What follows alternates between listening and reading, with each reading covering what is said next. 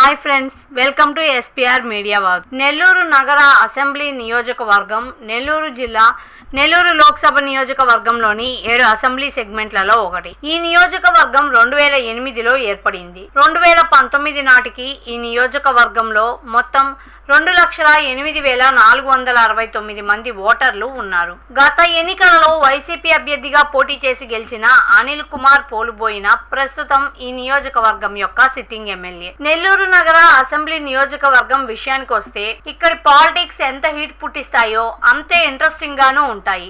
నెల్లూరు పెద్దారెడ్లు చేసే రాజకీయాలు ఎవరి ఊహకో అందవు. రాష్ట్ర రాజకీయాలనే కాదు, దేశ రాజకీయాలను సైతం ప్రభావితం చేయగల సత్తా ఉన్న జిల్లా నెల్లూరు.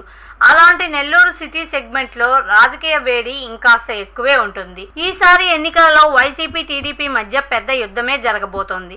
ఈ క్రమంలో గత ఎన్నికల ఫలితాలని ఒకసారి విశ్లేషిద్దాం. 2009 ఎన్నికలలో పీఆర్పీ అభ్యర్థి ముంగమూరు శ్రీధర కృష్ణారెడ్డి, కాంగ్రెస్ అభ్యర్థి అనిల్ కుమార్ పోలుబోయిన మరియు టీడీపీ అభ్యర్థి తాళ్లపాక రమేష్ రెడ్డిలపై పోటీ చేసి 90 ఓట్ల మెజార్టీతో గెలుపొందారు. 2014 ఎన్నికలలో వైసీపీ అభ్యర్థి అనిల్ కుమార్ పోలుబోయిన టీడీపీ అభ్యర్థి శ్రీధర కృష్ణారెడ్డిపై పోటీ చేసి 19,087 ఓట్ల మెజార్టీతో గెలుపొందారు. 2019 ఎన్నికల్లో వైసీపీ అభ్యర్థి అనిల్ కుమార్ పోలుబోయిన టీడీపీ అభ్యర్థి పొంగూరు నారాయణ మరియు జేఎస్పీ అభ్యర్థి కేతంరెడ్డి వినోద్ రెడ్డిపై పోటీ చేసి 2,988 ఓట్ల మెజార్టీతో గెలుపొందారు. 2024 ఎన్నికలలో వైసీపీ అభ్యర్థి మహమ్మద్ ఖలీల్ అహ్మద్, టీడీపీ అభ్యర్థి పొంగూరు నారాయణ మరియు సిపిఐ అభ్యర్థి మూలం రమేష్ల మధ్య పోరు జరగనుంది.